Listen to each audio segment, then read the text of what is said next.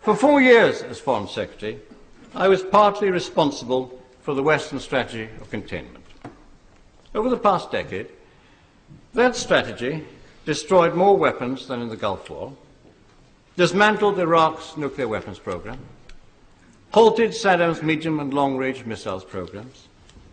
Iraq's military strength is now less than half its size at the time of the last Gulf War. Ironically, it is only because Iraq's military forces are so weak that we can even contemplate its invasion. Some advocates of conflict claim his forces are now so weak, so demoralized, so badly equipped that the war will be over in a few days.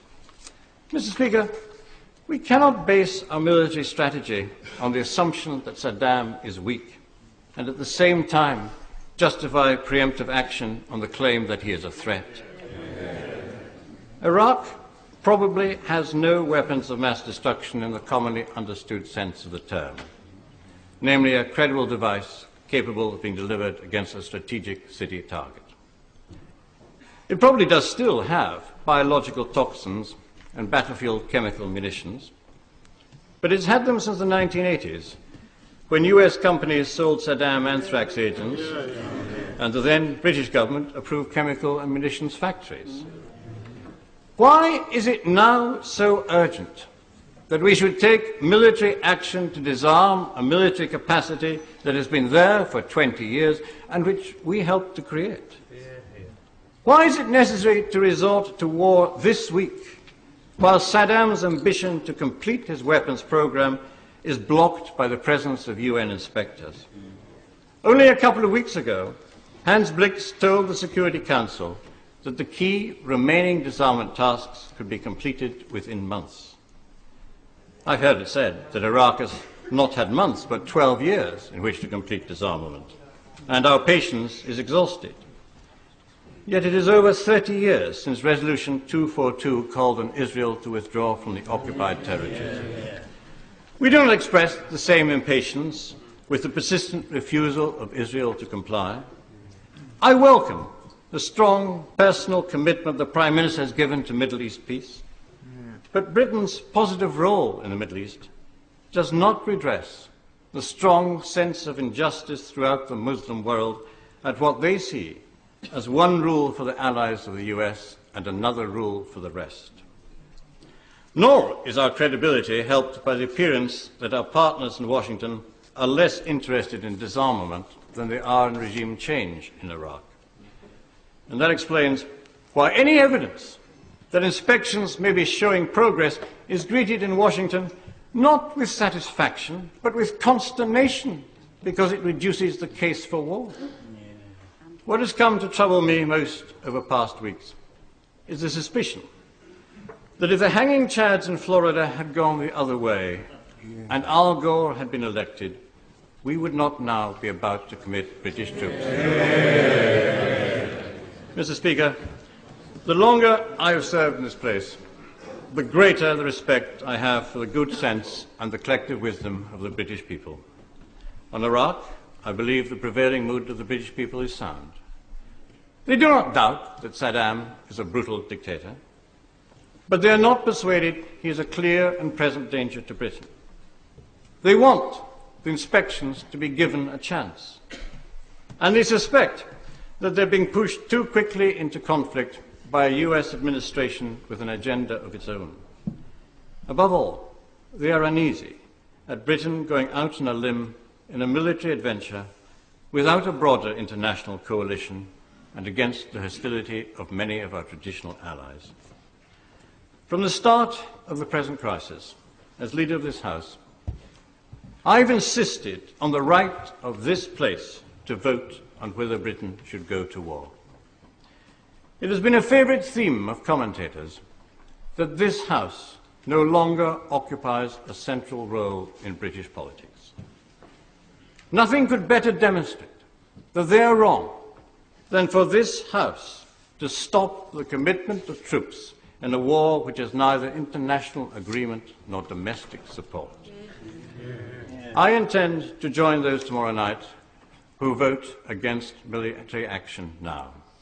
It is for that reason and that reason alone, and with a heavy heart, that I have resigned from the government.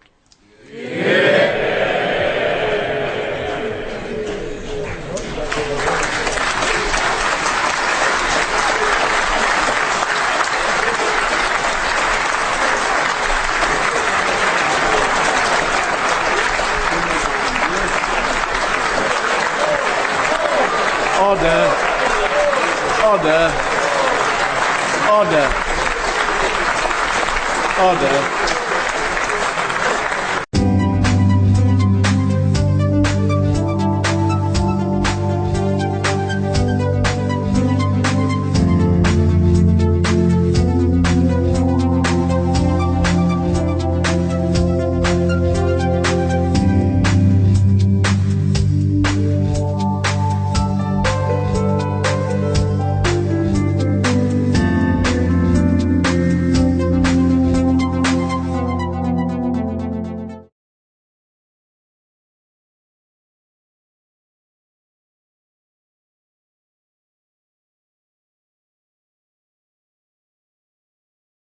Well, not bad for the son of a chemist teacher.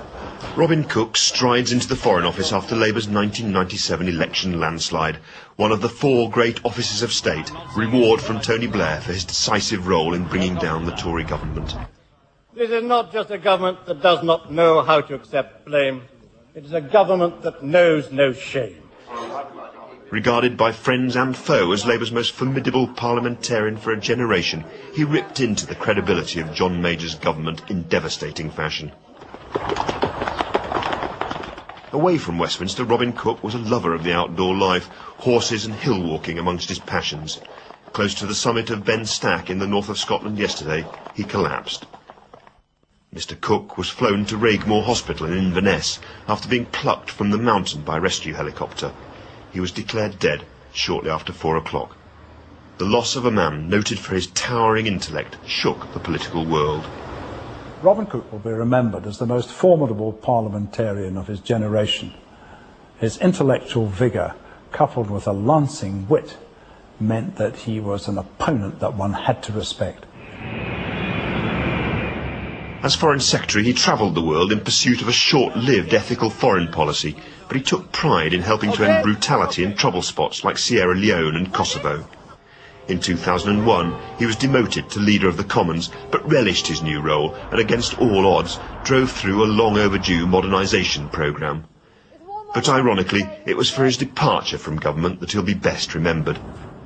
I intend to join those tomorrow night who vote against military action now. It is for that reason, and that reason alone, and with a heavy heart, that I have resigned from the government. Dignified and principled, he resigned in protest at the war in Iraq. He was a principled Foreign Secretary. He was a reforming leader of the House. And even when he resigned regretfully from the government, he did it on principle, he did it with style and elegance.